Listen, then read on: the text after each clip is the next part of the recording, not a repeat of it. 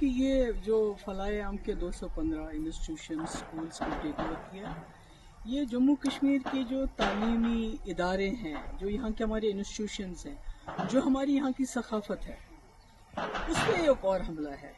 मैं इसलिए सकाफत और जम्मू कश्मीर के तशख्खुस के साथ इसको जोड़ रही हूँ क्योंकि बहुत कम ऐसे स्कूल हैं FAT की तरह जो स्कूलों में इखलाकी इस्लामी तालीम के साथ जो रेगुलर एजुकेशन भी देते हैं।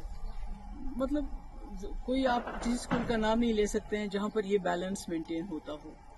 और इन स्कूलों में से बहुत ही नामवर शख्सियत उभरी हैं और इसके साथ हज़ारों के तादाद में, मेरे ख्याल में कोई 50-60 हज़ार तो स्टूडेंट्स हैं, टीचर्स हैं, फैमिलीज़ हैं जो जुड़ी हुई हैं। तो इस तरह से इसको इसको टेक ओवर करना, पहले तो जमात इस्लामी के तमाम एसेट्स को टेक ओवर किया गया, उन पर बैन लगाई गई। पर तभी उम्मीद थी कि यहाँ एक चुनी हुई सरकार आएगी, इलेक्शन होंगे, तो शायद ये जो हम पे ताबड़तोड़ हमले हो रहे हैं हमारे तशख्खुस पे, हमारे हर इदारे पे, तो कहीं ना कहीं उसको वो रोकने में कामयाब हो जाएंगे। और शायद यही वजह है कि लोगों ने नेशनल कॉन्फ्रेंस को तकरीबन 50 सीटें दी।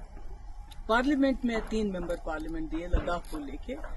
तो पर अफसोस की बात है कि बजाय इसके कि वो इस चीज़ को रोके, तो ये गवर्नमेंट की तरफ से ऑर्डर आना, मुझे लगता है कि ये मतलब एज अ कश्मीरी मुझे लगता है एज अ कि ये जो लोगों का जो भरोसा है उन पे क्या गुजरी होगी, मैं उसका अंदाज़ा नहीं लगाना चाहती। क्योंकि पिछले इलेक्शन में तमाम लोगों ने अपनी आइडियोलॉजी से बालातर उठ के, चाहे वो जमात इस्लामी थे, चाहे अहले हदीस थे, चाहे एम्प्लॉयज थे, चाहे टीचर्स एसोसिएशन थी, चाहे नौजवान थे, सब ने सोचा कि एक ही जमात को वोट देंगे ताकि ये जो तूफान आ रहा है हम पे मरकज की तरफ से, इसको शायद एक जमात रोक पाएगी, एक ही जमात रोक पाएगी। क्योंकि PDP को तोड़ फोड़ करके PDP लगता था लोगों को ये खत्म हो चुकी है, ये मुकाबला नहीं कर पाएगी।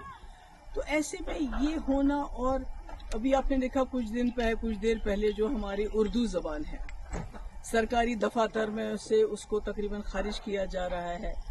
हमारी किताबों, हमारे जो सिलेबस है, जो करिकुलम है, उसमें जो है हमारे शेखुल आलम रहमतुल्लाह अलैह हैं, या हमारे अल्लामा इकबाल साहब हैं, या इसी तरह जो हमारे आगा शाहिद साहब हैं, उनको बिल्कुल उससे अलग किया जा रहा है। तो सरकार जो है खामोश है। और इस बार तो सरकार हिस्सा बन गई। आपको याद होगा 2016 और 17 में जब यहाँ बहुत हालात खराब हुए, पथराव रोके ना रुके, दिल्ली से इतनी बड़ी टीम आ गई, बड़े बड़े मिनिस्टर्स की, बड़े बड़े पॉलिटिशियंस की, और हुर्रियत के दरवाजों पे गई कि आप दरवाजा खोलिए, हमसे बात कीजिए, दरवाजे बंद कर दिए। यानी इतने हालात खराब थे। उस वक्त मेरे ऊपर बहुत प्रेशर आया था कि आप जमात इस्लामी के ऊपर क्रैक डाउन कर लीजिए, बैन कर लीजिए, इनको PSA लगा लीजिए, इनके एसेट सीज कर, जो अब हो रहा है, जो इस वक्त की सरकार इस वक्त कर रही है।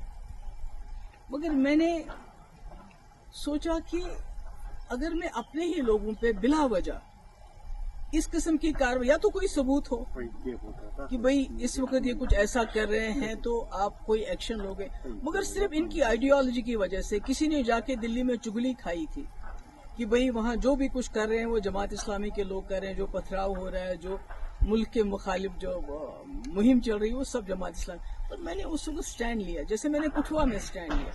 हालांकि मेरे पास अक्सरियत नहीं थी, हम PDP BJP सरकार में बने हुए थे। आज नेशनल कॉन्फ्रेंस के पास अपनी अक्सरियत है, उसके बावजूद वो इस किस्म के फैसले करती है। मुझे लगता है ये अफसोस के लायक है। और इसके बारे में क्या कहूँगी, वैसे तो लोग कहते हैं कि कहीं ना कहीं नेशनल कॉन्फ्रेंस और जमात इस्लामी का पुराने वक्त से चल रहा है कि जब शेख साहब मरहूम 77 में आ गए, उसके बाद जमात इस्लामी वालों के साथ क्या किया गया, किस तरह इनके घर चलाए गए, क्या क्या हमारी मुकद्दस किताबें भी नजर आतश की गई। उसके बाद 87 के बाद क्या किया गया, जो फलाए आम ट्रस्ट के टीचर है उनको कैसे पब्लिक सेफ्टी एक्ट लगाया गया।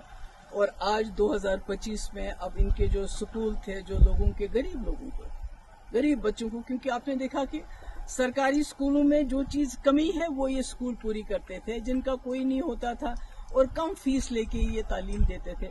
तो आज इन्होंने इतना बड़ा सिस्टम जो एक बना हुआ है उसको ایک حساب سے تباہی کے دہانے پہ پہنچا دیا ہے. کئی گھر اس کے ساتھ وابستہ ہے, کئی ٹیچر, سب کا مستقبل جو ہے. میم آپ نے ایجوکیشن منسٹر